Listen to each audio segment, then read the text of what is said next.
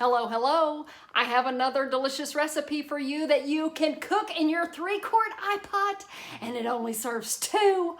You're welcome. All right, this recipe once again comes from the same magazine I've been working out of.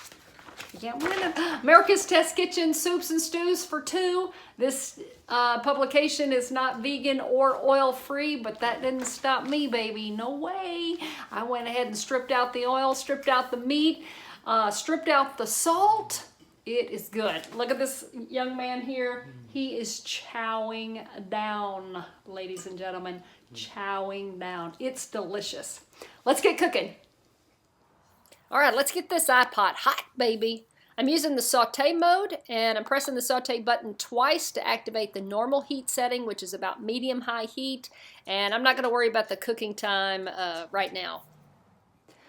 Let's check to see if the iPot is hot. Oh, yeah, baby, just like me. I've got 1 small sweet yellow onion, finely chopped here, and 2 medium carrots cut about 1/2 inch, a little more than 1/2 inch.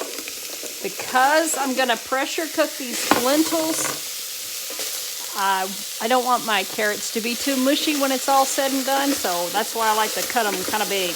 All right, I want to saute this until the onions are softened. That's going to take about 5 minutes. I'm starting off dry, but as the onions cook down and tender, there might be some browning action take place. If that happens, I'm just going to add a tablespoon or 2 of water, clean up the bottom of the pot, and move on. It is that easy.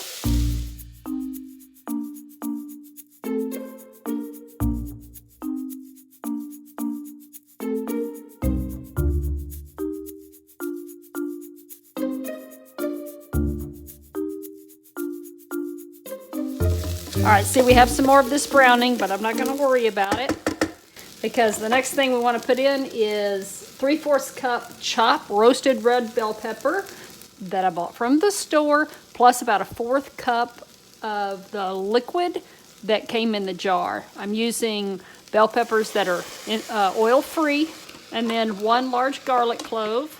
I'm going to use the liquid from the bell pepper to clean up the bottom of the pot. That's right, I am smart. Genius, I am. Okay, and then I need to add just a pinch of dried thyme. And if your pinch is different from my pinch, then I'd say about 1/8 of a teaspoon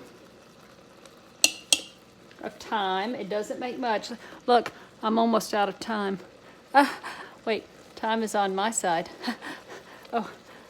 Oh my gosh, okay. You love me because I do stuff like that. I'm gonna let that get fragrant for about 30 seconds, and then we're gonna move on to the other ingredients. Oh, I wanna show you something that I did here. Using a bay leaf in a recipe that only takes a few minutes to cook is a waste of a bay leaf. So what I like to do is I'll just take all the bay leaves and I'll put them in an old coffee grinder, and I just grind them into a powder, and I just use like a pinch of this ground bay leaves to get that flavor that I would normally get if I'd cooked with a bay leaf for a long time. Does that make sense? I hope so. I hope you try this. And let me show you what I'm using. This coffee grinder is about 22 years old. My grandmother gave it to Charlie and I for a wedding gift at Toastmaster. Do they even make those anymore? Anyways, it's just one of those regular grinders. It's even broken. The cap, the cap's broken, but the motor hasn't died yet, so I use it to make it go. Anyways, I use this type of coffee grinder to grind all my herbs into powders. Pretty handy. That's been 30 seconds, right? All right, let's move on to the recipe. This is 3/4 cup of Spanish brown Pardina lentils. I buy them from my local foodie mart, Central Market here in Texas, but you can also get them online. They cook up on the stovetop about 20 minutes. They're great. They hold their texture real well. I love to use them for meatballs and in meatloaf. They're good. And they're really earthy. I like them the most out of all the lentils. I want to add 2.5 cups of water. And it would not be a chill recipe without liquid smoke. I know it, half a teaspoon. The original version of this recipe, which was not oil-free or vegan, called for bacon. And so I'm replacing the smoky bacon flavor by using the liquid smoke and using the roasted red bell pepper to give it all that smoky love. Okay, now I need my bay leaf, and I'm just gonna add a pinch of it. It really doesn't take much to get that bay leaf flavor when you grind it. Oh yeah, baby. Okay, stir that up. Notice we didn't put any salt in it. We're not gonna need it because there's so much flavor that's coming off the onions and the roasted red bell pepper. This stuff is good. I gotta get my lid. All right, make sure my seal is in place. It is. Let's lock on the lid. Turn that steam release handle to sealing, and let's reset the iPot. Okay, I wanna go ahead and cancel the saute mode and reset this to pressure cook. So I'm gonna hit pressure cook, which automatically goes to high pressure. I'm gonna turn off the keep warm mode, press that, turn that off, and then I'm gonna reset, set the cooking time to 4 minutes, and that'll be just long enough to cook these brown lentils tender without completely destroying them. Oh yeah, baby. All right, I've waited about 10 minutes after the cooking time has gone down. I forgot to hit the play button on the camera. I'm sorry. I went ahead and turned the steam release handle to venting, got the rest of the pressure out of the pot. My valve has dropped. I'm gonna pop this lid open. Oh, looky here. Look at that. My lentils are still intact. Yay! This is awesome. I've got a little bit of broth here, a little bit of soup. This looks really good.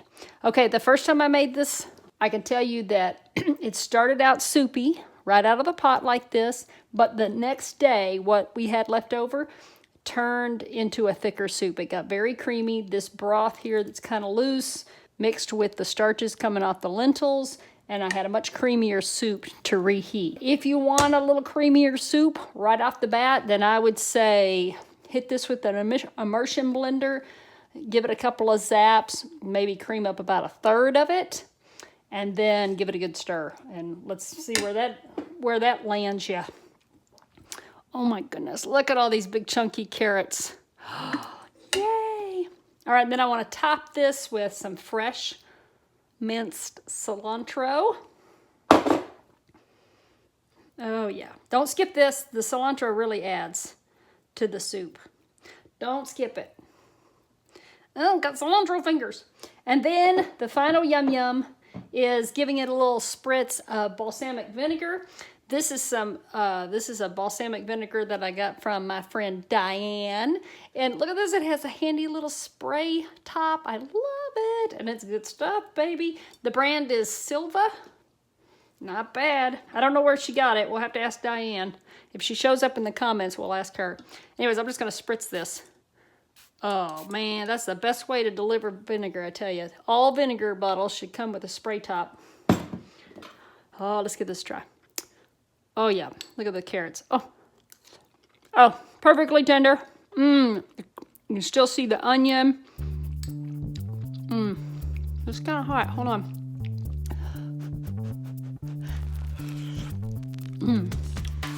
All right, I hope you enjoyed this recipe. Be sure to give it a try and come back here and let me know how it worked out for you. If you have an iPot or more than one, thumbs up this video. I want to know all about it. All right, I'll talk to you more in the comments below. Bye.